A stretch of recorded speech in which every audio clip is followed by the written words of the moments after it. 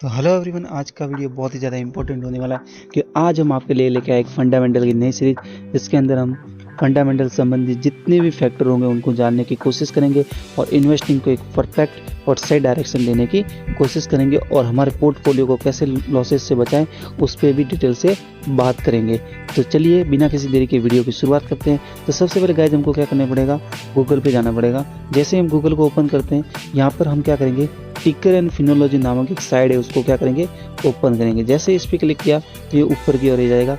आने के बाद इस पर हम क्या करेंगे, क्लिक करेंगे तो ये क्या हो जाएगा, ओपन हो जाएगा। अब जिस कंपनी के बारे में हमको एनालिसिस करनी है कि ये कंपनी जो है कि हमें लॉन्ग टर्म में अच्छा रिटर्न देगी या नहीं देगी, और ये हमारे पोर्टफोलियो को एक प्लस पॉइंट देगी, और भी ज़्यादा इसमें डिटेल से बात करेंगे कि ये इन्वेस्टिंग को एक सही डायरेक्शन में लेके जा सकती है या नहीं जा सकती।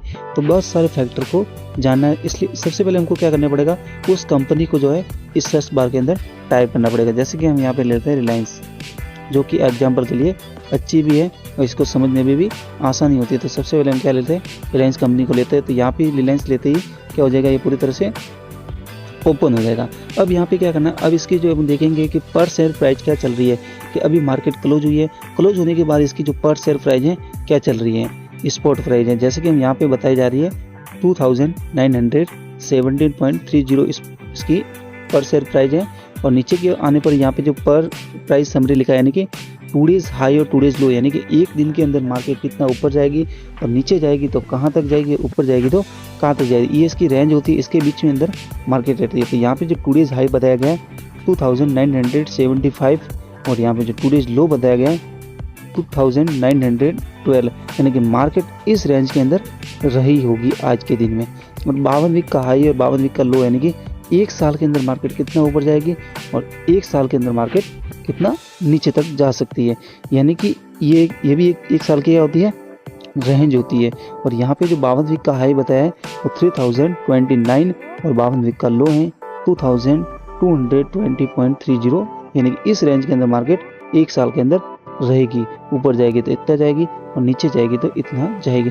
अब नीचे की ओर तो यहाँ पे 5 स्टार है, जैसे में 5 में से इसमें 3 स्टार जो है इसने अचीव कर दिया, यानी कि कंपनी अच्छी है। अगर इसके अंदर से और भी ज़्यादा डिटेल से जानना है, इसके अंदर आप जा सकते हैं, इसकी ओनरशिप देख सकते हैं कि यहाँ पे स्टेबल बताया, यानी कि 5 स्टार में 4 स्टार अचीव कर लिए, ये भी बहुत अच्छी बात है। वैल्यूशन अच्छी, यहाँ पे एक्सपेंसिव है, यानी कि अच्छी नहीं है, जैसे कि यहाँ पे 5 स्टार में से 1 स्टार ही अचीव किया है। और इपेन से देखें तो यहाँ पे पुअर है, तो ये भी सही बात नहीं है। लेकिन फाइनेंशियली पूरी तरह से कंपनी देखें, इसने 5 में से 4 स्टार अचीव किए, यानी कि और यहाँ पे बताया भी गया है कि ये कंपनी वेरी स्टेबल है। आगे की और आज के दिन में जो हम बात करने वाले हैं वो है कंपनी एसेंशियल के बारे में, यानी कि यहाँ पे बहुत सारे फैक्ट हैं जिसको हमें जानना जरूरी है, और ये जो फैक्ट है एक दूसरे से क्या है, रिलेटेड है। अब रिलेटेड होने के लिए सबसे पहले हमको क्या करना पड़ेगा, मार्केट कैप को जानना पड़ेगा। अब मार्केट कैप को जानना है तो सबसे पहले इसकी वैल्यू है कि मार्केट कैप क्या होता है, यानी कि एक वैल्यू होती है। यानी कि यहाँ पे जो मार्केट कैप रिलायंस का बताया गया है 19,73,876.98 करोड़, यानी कि मार्केट कैप इतना है। यानी कि रिलायंस कंपनी को अगर हमको खरीदना है तो मुकेश अंबानी को है मार्केट कैप की जो वैल्यू बताई है उतना पैसा है उनको देना पड़ेगा, तभी ये कंपनी पूरी तरह से क्या होगी, हमारी होगी। अब बहुत सारे लोगों का ये भी क्वेश्चन होगा कि मार्केट कैप तो ये है, इसकी वैल्यू है, इतना पैसा देना पड़ेगा, ये कंपनी हमारी हो जाएगी, लेकिन इस वैल्यू को निकालते कैसे हैं। तो सबसे पहले हमको क्या करना पड़ेगा, सबसे ऊपर की ओर हमने देखा था इसकी जो पर शेयर प्राइस ये 2917.30, ये पर शेयर प्राइस है। इसका जब मल्टीप्लाई है, इस कंपनी के पास कितने शेयर हैं, नंबर्स ऑफ शेयर्स कितने, 676.61 करोड़। इतने के साथ जब हम क्या करेंगे, पर शेयर प्राइस उसकी है उसका क्या कर देंगे, मल्टीप्लाई करेंगे, यानी कि पर share price into numbers of shares का क्या करेंगे, मल्टीप्लाई करेंगे। जैसे कि यहाँ पे हम कैलकुलेटर पर जाते हैं एग्जांपल के लिए, यहाँ पे वे कैलकुलेटर के अंदर गए तो यहाँ पे क्या किया, इसकी जो पर शेयर प्राइस थी 2000, यानी कि मान लेते हैं एग्जांपल के लिए यहाँ पे इसकी जो पर शेयर प्राइस थी वो एक बार देख लेते हैं। यहाँ पे बताया गया है 2917.30, और इसका जो ये जो उसके जो नंबर्स ऑफ शेयर हैं वो कितने, यानी कि यहाँ पे बताया गया है 676, यहाँ पे बताया 676.61 करोड़ है।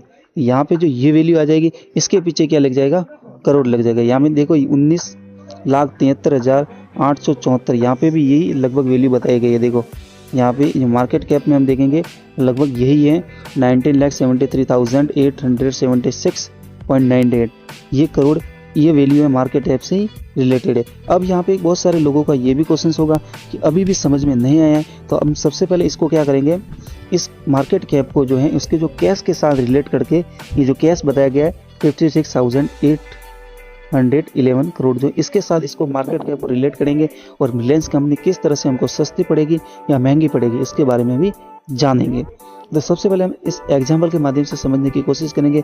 तो यानी कि एक रामू है, रामू के पास एक दुकान है, दुकान क्या हो जाएगा, पूरा मार्केट कैप हो जाएगा, और दुकान है वो 15,000 में बेचना चाहता है।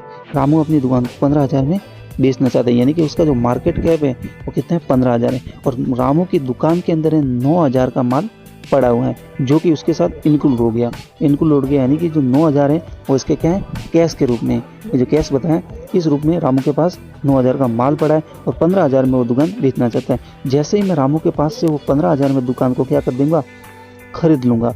खरीदने के बाद में क्या करूँगा, उस 15,000 है जो मार्केट कैप है और उसके जो कैश पड़ा है 9,000, उस 15,000 में से 9,000 को क्या कर दूंगा, मैं माइनस कर दूंगा। यानी कि मैं 15,000 में से क्या करूँगा, यहाँ पे मैं देखता हूँ कि 15,000 है, ये उसका क्या है, मार्केट कैप है, और उसके पास 9,000 का माल ऑलरेडी पड़ा हुआ है।